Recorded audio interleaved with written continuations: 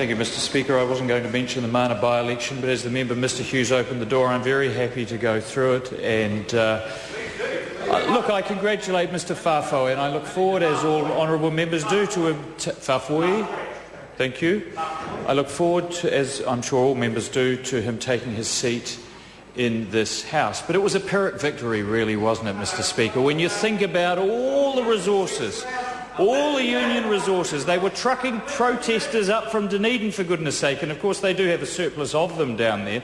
So I'm sure Labour could have done without a few, because they've had very little to protest about down there. I haven't had them outside my office for several months. I can't think what might be going right, but something's definitely going right down there, and they had nothing else to do but come to Mana and protest the Prime Minister and the national candidate.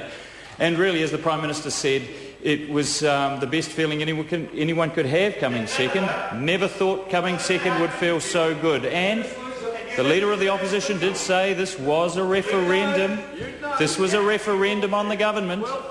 Well, I think actually this was more of a referendum on his leadership and the Labour opposition, and there must be some members of that caucus sweating profusely. Not the good Mr Hodgson, he won't need to worry for too much longer. But I also want to just pick up on a more generous note on the points that Mr Cheval made. Was that the correct pronunciation? Thank you.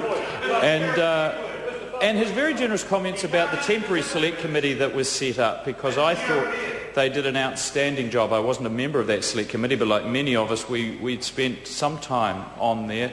And they had some really tricky issues to deal with on the 3 bills that they were putting through, which is quite a substantial change to our electoral system, and I want to congratulate them all for the work that they've done. But this bill, of course, will continue that work. I think it's going to the Justice and Electoral Select Committee, and I'm particularly interested in the internet capability, the enrolment that this will provide, and also the efficiencies that will continue with the merger of the 3 organisations. So I strongly support the bill. Honourable